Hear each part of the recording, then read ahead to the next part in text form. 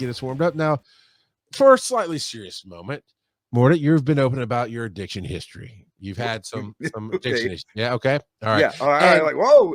Narcotics addicts, Right you don't go near drugs, right? And Yeah, you probably have to be over careful, 20 years right? now.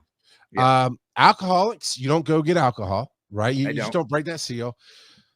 So, as a podcast addict, coming on and breaking the seal, is this going to get you back into that dark world of you know what? shows? I've learned that, especially with ice cream and Diet Dr. Pepper, once you break the seal from stopping doing those things, it just comes back. The floodgates open, and you're just like bathing in it for a while. So, yeah, I'm sure well, I will become. I don't know, man. Your wife's going to get mad at me for getting your hooked back on digital drugs again. She'll squash that. Yeah. She'll squash that. She's like, you don't have time for this. You got time for me. That could be a good TikTok of you trying to do a show and her shutting you down every time. That'd be fun. But I have to hide it like it's an addiction, like I'm in the closet. Little microphone. I got it. But the real question is, truthfully, you're an entrepreneur. The entire time I've known you, you've been an entrepreneur. Joe has a day job, but also he's hustling this. I'm a little of everything. How do you find time for yourself? Man, for myself, you got to learn to compartmentalize. One of the things I have ADD, so a lot of distractions come my way, and I try to fill my time with stuff.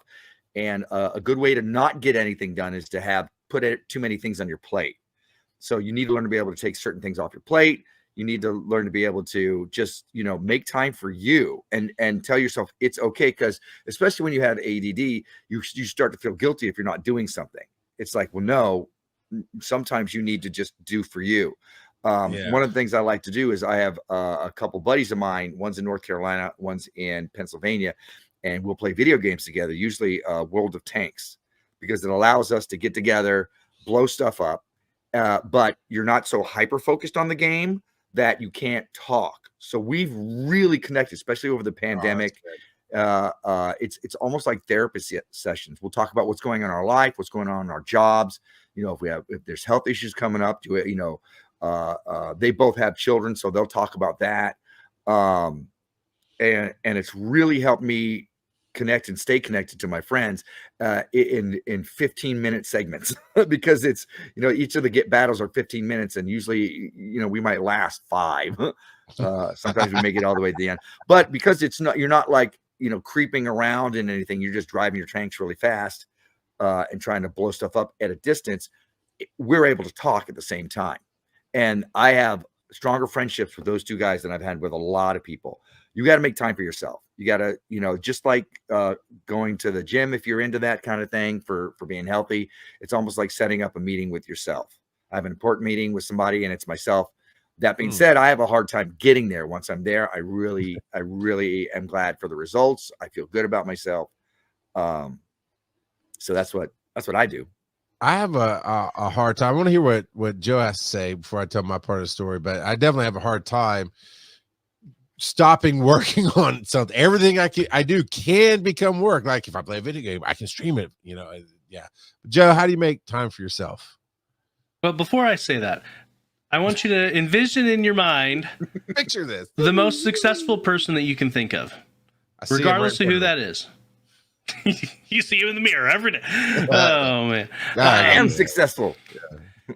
And so when you envision that person, you probably assume they're pretty busy. They have the same number of hours in a day as we do, and so it's all about finding the time. Like just like Ricky said, bad dad jokes. So, but it's true. So if you don't make time for it, it's never going to just happen. Puzzles don't put themselves together. And that's the same way with your schedule. If you don't schedule it, it's not just going to randomly happen. So I go a slightly different route. Now, interestingly enough, at the conference I was just at last week, I took a class called "So You're a Leader, but Can You Manage?" It's like, well, that sounds good. I'll send you the slides, Morton. I'll send you the slides. You'll love it. But one of the things he says is you cannot manage time. You can only manage yourself and projects within the time, which kind of goes into what you're saying about they have the same 24 hours as you. I just hate it. Just oversimplifies it. I get it. I know you believe it, and I'm not docking you, but it's like, I don't know. I get aggressive more if you forget, Well, so it we as wasn't all humans, puppy dogs we and rainbows. waste a lot of time, just Yeah. in general. And there's always more efficient things that you can do. Life Now, depends. You got to also remember that relaxing time is also part of being efficient. Yeah. Finding time to relax and just let everything just calm down. And so, if you need to, like, I've seen people that are like, oh, you never need to watch TV and stuff like that. No, some people definitely need to watch some TV or have some kind of entertainment to relax and veg, because you can't be going full throttle 24/7. You Right. just can't. Especially if you're with a partner. With my wife and I, she'll work during the day, I'll work from home, and then at night we'll get together and we'll call it veg out in front of the TV, watching our shows or whatever, or we'll be on our phones next to each other, sharing the Instagrams that we have sent to each other throughout the day. Yeah. And we'll share it. We watch Yeah. them together too. But that's, that can be considered quantity time. And that's just sometimes as important as quality time. I mean, you can go out and go out on the town and have a dinner and go out a date. I recommend a date night, but you need that time together. And if you, a lot of couples have a hard time because, well, he doesn't want to watch that. We have something that we call my night, your night, my night, your night. So when it's her night, she picks what we can watch, whatever she wants. Now I can go, oh, really? But I got to do it. Same thing on my night. And that way I don't have to feel guilty. Eventually you'll find stuff that you both want to watch. And then, you're having some quantity time together.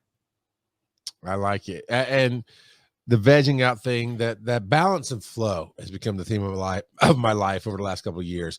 And for whatever reason, the thing that centers me the most is sitting out in my backyard. We actually moved a year or two ago, more than across the street. So I actually have a nice backyard now, because the house he used to visit in, the newest one didn't. Anyway, all that being said, I got a backyard, and during the summer I actually put a box fan on the fire pit because it's a little too hot. But I love, like, this time of year, it's starting to get cooler, and in the spring, but I have a little under $100 projector and a little Bluetooth speaker, and it has to get dark. So while it's getting dark, I like just to sit out there, smoke a cigar, and hang out. But it's alone time, which sometimes I need. But then I'm like, well, now I'm not spending some time with my kids that I'd like to spend some time with. So I try to schedule maybe a movie night with them. Like I sat with the two oldest ones who are now 19 and about to be 18, and they watched Fight Club for the first time a couple of weeks ago. And yeah, that was a good night. But like this weekend, I already told my youngest Zoe's one, the last one we had, but Mordant was there with me. We went to the hospital. Zoe was born, and an hour later, he and I was speaking at an engagement together because we were promoting our conference coming up the following weekend that we had put on with our own money. So it was an interesting life. But she is now 11, and she's growing up so fast. So I was like, hey, we have a anime we watch together, Demon Slayer and My Hero Academia. And I was like, hey, this weekend, we're going to put on the projector and we're going to watch My Hero, and we're going to play we also, at the last conference I went to, I bought some new board games for her and I to play. And we haven't played those in a while. So that's what I do, is just try to not work and multitask. But since I can't not multitask, how about I rest and spend time enjoying people at the same time? Yeah. When I can. So that's how I do it. And you're right. You do need a break where you, like, if you've peopled all day and you just like, I need a little bit of time to reset, recharge my batteries. And then I can come, back with the family unit. This is a part of my life that I want to change. And you can go ahead and roll some dice, Joe, because we'll go into the next segment. But what I want to change as he's doing that is, I loved having the free form life.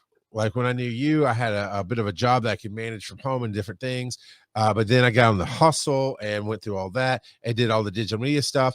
And now I have a 9 to 5-ish job. But we focus on work Monday through Friday. And I hate that. It's like, okay, it's Friday night. But there's many a Friday night I come out into my yard, leave me alone for an hour. I want to smoke my cigar, drink a little scotch, sit in front of my fan, watch TikTok, and just veg out. And after that, I'll come in and eat dinner, and then we'll people. I want to get back to that balance of, hey, sometimes there's busy times, sometimes there's slow times, but it's all intermingle. Well, and you got to remember, I'm sorry if I'm interrupting your what's coming up next. You got to remember, especially if you have a partner who's been watching the kids, they've been peopling all day too. They're little peopling all day and they need a break. So when you come home and all of a sudden the wife is like you need to watch the kids for a little bit. You need to find some kind of healthy balance where on these nights I'm going to go veg first. Okay. And on these nights I'll watch the kids so you can veg first, so you can, reset, because you have to take into consideration, especially if you're in a relationship, how to balance all that out, because they've been doing it. They've been at it all day, especially when they're young kids. So that's what Uncle Mordant's for. Yeah. I mean, I'm assuming I don't have children of my own. No, I read a book somewhere that you're said 100% that. right. No, you've been around plenty of people. You've been observant, sir. You know. He's seen plenty of little people in his life. One more distraction. They can be very annoying. I'll 100% forget. One more distraction. Do you remember what friend of yours named Success Freaks? No. Well, he is funny small world. He and I connected through Dragon Con many years ago, told that story together, and now we're like best friends, and he lives here in Atlanta. Mark Gunn of Mars, yes.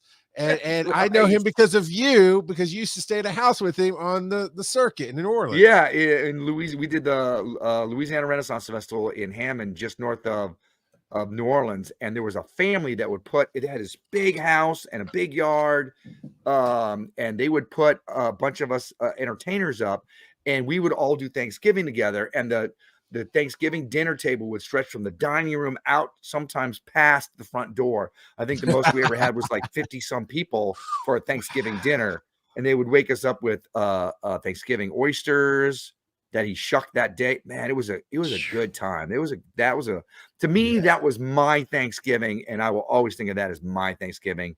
Yeah, I loved it. I'm sad that it's no longer. They sold the house, they moved on. They had a life, so sure. Whatever.